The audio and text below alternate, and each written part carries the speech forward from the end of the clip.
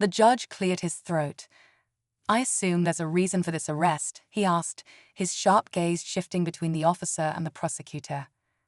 The officer scrambled to regain control of the situation. He pulled out his notepad, flipping through his hurried notes.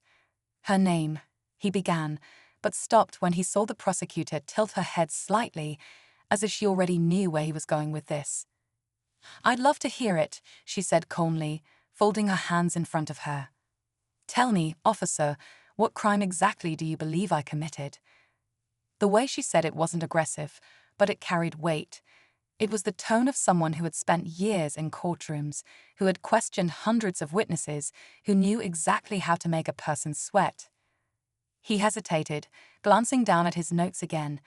The name on the warrant, was it really hers? Or had he just assumed because it was close enough? His stomach twisted. The senior attorney stepped closer. "This is absurd," he said, addressing the courtroom. "She's the chief federal prosecutor. If she were involved in anything criminal, we would be the first to know. Where did this warrant even come from?" That was the question the officer wasn't sure he could answer. He had received a tip, a rushed order to bring someone in for questioning. He had acted quickly, confident in the information. But now, standing in front of the most powerful legal figure in the building, doubt crept in. And then something shifted. The prosecutor's expression softened, but only slightly. "I'm going to ask you one more time," she said. "Who sent you after me?" That was the moment the officer realized this wasn't just about his mistake. Something bigger was at play. And whatever it was, he had just stepped right into the middle of it. The officer's throat went dry. The prosecutor's question hung in the air, heavy and unshakable. Who had sent him? It should have been a simple answer. Just repeat the chain of command. Say the name of whoever authorized the warrant. But for the first time, he questioned it. Had he been used? His fingers gripped his notepad as he flipped through the pages, searching for something, anything, that would make this situation make sense. The name on the warrant had matched someone on a flagged list, and the order to bring her in had come down quickly. Too quickly, he had been so sure. Now, standing in front of her, he wasn't sure of anything. The prosecutor took a slow step toward him, lowering her voice so that only he could hear. "Listen to me carefully," she said. "Someone sent you after me on purpose. That means they wanted me out of the way, even if only for a short time. The question is, why?" His stomach knotted. If what she was saying was true, then this wasn't just a bad arrest. It was something much worse. Someone high up had wanted her distracted, removed, maybe even discredited. But for what reason? The judge tapped his gavel lightly, calling the courtroom back to order. "Officer," he said, his tone growing impatient, "if you have a legitimate charge, present it now. Otherwise, I suggest you release the prosecutor immediately." The officer hesitated. If he admitted a mistake now, he'd be humiliated, maybe even face disciplinary action. But if he held his ground and pushed forward without solid proof, the consequences could be far worse. Then, before he could make a decision, the doors at the back of the courtroom burst open. A man in a dark suit rushed inside, his face pale, his breath labored. He looked right at the prosecutor, then at the officer. "We have a problem," he announced, his voice tense. "A big one." The prosecutor didn't flinch. She simply turned to the officer and said, "And just like that, I think we're about to find out exactly what's going on." The officer barely had time to process what was happening before the man in the suit strode forward, his urgency cutting through the tension in the courtroom like a knife. The judge narrowed his eyes, clearly unamused by the interruption, but the prosecutor remained perfectly still, watching, waiting. The man stopped just a few feet from her, lowering his voice. "There's been a breach," he said. "Sensitive case files, yours, were accessed without authorization. We think someone inside the department is involved." A chill ran through the officer's spine. This wasn't just about a mistaken arrest. This was bigger. The prosecutor's expression didn't change, but the shift in her posture was subtle, her shoulders squared, her jaw set. "What files?" she asked. The man hesitated, glancing at the judge before leaning in, everything tied to the ongoing corruption probe. The officer's stomach dropped. He had heard whispers about that case, but nothing concrete. Just rumors that someone high up, someone powerful, was being investigated. And now suddenly, the lead prosecutor on the case had been pulled out of her office under false pretenses. The officer barely glanced at the woman as he tightened the cuffs around her wrists. To him, she was just another suspect, a routine case, another person who thought they were above the law. He had done this 100 times before, and today was no different. Or so he thought. The woman, calm despite the rough treatment, didn't resist. She didn't shout, argue, or demand to know why she was being detained. She simply sighed, glanced at her watch, and said, "You're making a big mistake." But the officer wasn't listening. He had already made up his mind. Inside the courthouse, the officer led her through the halls, ignoring the curious glances from attorneys and clerks who recognized her face. He had no idea that the woman he was treating like a common criminal was no ordinary citizen. She wasn't just another defendant waiting for her case to be heard. In fact, she was the last person he should have dragged in without checking twice. 5 minutes. That's all it took for his world to turn upside down. One moment, he was confident, convinced he had done his job correctly. The next, he found himself staring at the courtroom doors as a hush fell over the room. A judge entered, looked at the woman, and then at the officer with an expression that said everything. And that's when reality hit him, hard. The woman he had just manhandled into the courthouse wasn't some random person. She was the chief federal prosecutor, one of the most powerful legal figures in the country. His heart pounded. His mouth went dry.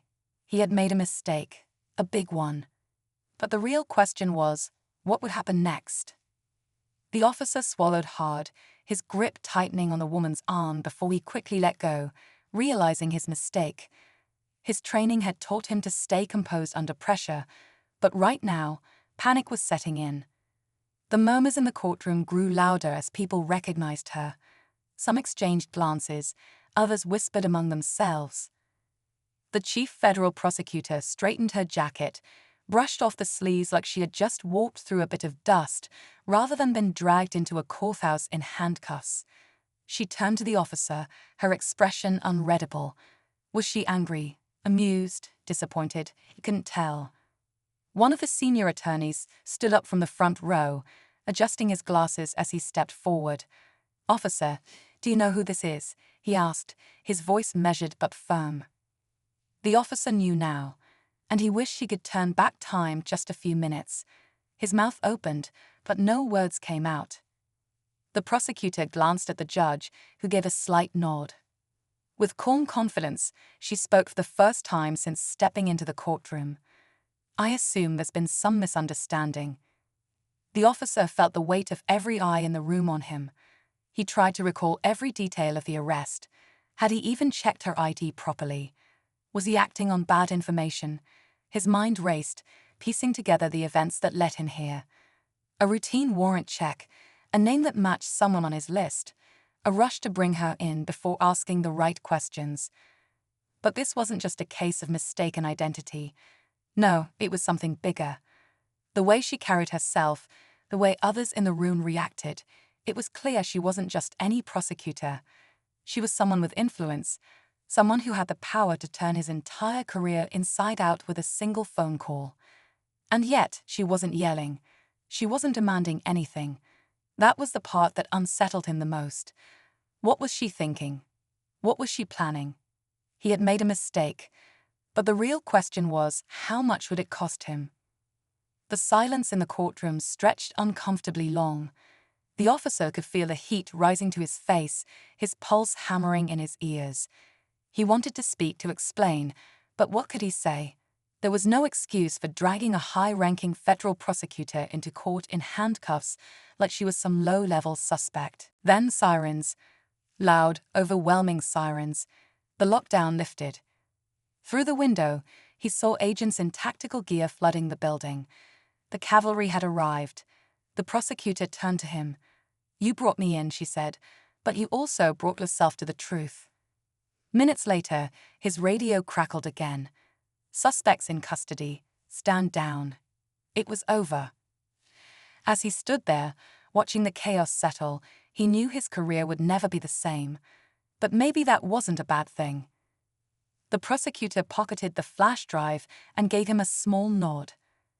Next time, she said, check the facts before you cuff someone. And with that, she walked away, leaving him with one undeniable truth. He had almost arrested the wrong woman, but in the end, he had caught the right criminals. She exhaled slowly, like the pieces were falling into place in her mind. Then she turned back to the officer. Tell me, she said, who gave you that warrant? The question hit harder this time. He didn't want to answer. Didn't want to believe he had been played like a pawn in something much bigger than him. But now the weight of the situation was crushing. Before he could speak, the man in the suit took a step closer. Whoever did this, he said, they needed you out of the way for a reason. And whatever's happening, it's happening right now. A tense silence stretched between them. Then suddenly, the courtroom lights flickered. The officer's radio crackled with static before a voice cut through, sharp, urgent. All units, we have a situation at the federal building. Possible security threat. Immediate lockdown in effect. The prosecutor's eyes met his, and in that moment, they both knew this wasn't just about an arrest. Someone had set them up, and time was running out. The officer's pulse pounded as the static on his radio turned into rapid, urgent chatter. Security threat. Immediate lockdown. The weight of the situation crashed down on him all at once. This wasn't just about a botched arrest anymore. Something much bigger was unfolding. The prosecutor didn't hesitate. She turned sharply to the man in the suit. Who else knows about the breach? Only a handful of us, he replied. But whoever's behind, this isn't just covering their tracks. They are making a move. The officer felt the air shift, the sense that they were standing at the edge of something about to spiral out of control.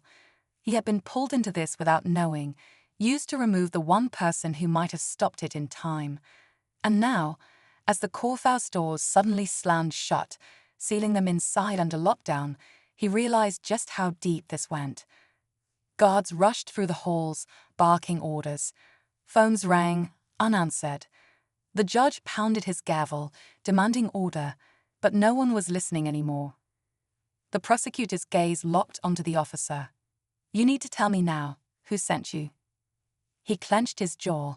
Every instinct told him to protect his own, to follow the chain of command. But this wasn't just about him anymore. He thought back to the moment he got the order, the voice on the other end of the line, someone high up, someone he never questioned. Then it hit him. The name on the warrant, the way it had been rushed through. It wasn't just about her, it was about what she knew. And the person who had sent him after her was the same person she had been investigating all along. His superior. The prosecutor saw the realization flicker in his eyes before he even spoke. They played you, she said, but we don't have time to fix that now. We need to get out of here before she could finish. A deafening alarm blared through the courthouse. The lights cut out, and in the darkness, a voice came over the intercom. Cold, calculated. You should have stayed out of this. The officer barely had time to react before the sound of approaching footsteps filled the halls.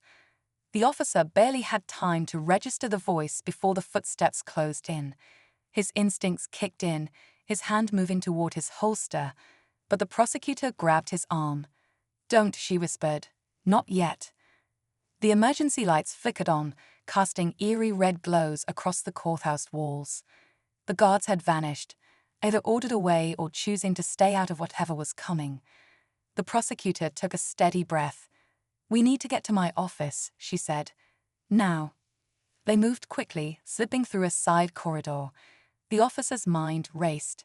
His superior had set him up, used him to remove the one person who could stop this. But what was this? A cover-up? A power move? And why now?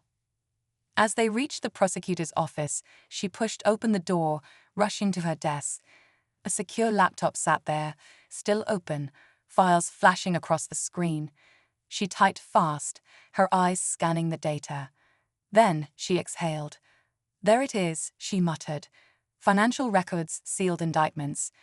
They were trying to wipe everything before I could take action." The officer stepped closer, scanning the names. Some of them he recognized: judges, politicians, law enforcement officials. His own superior, his stomach twisted. This was bigger than he had imagined. A loud bang echoed down the hallway. They were out of time. The prosecutor grabbed a flash drive, plugged it in, and started transferring files. The officer turned toward the door, bracing himself.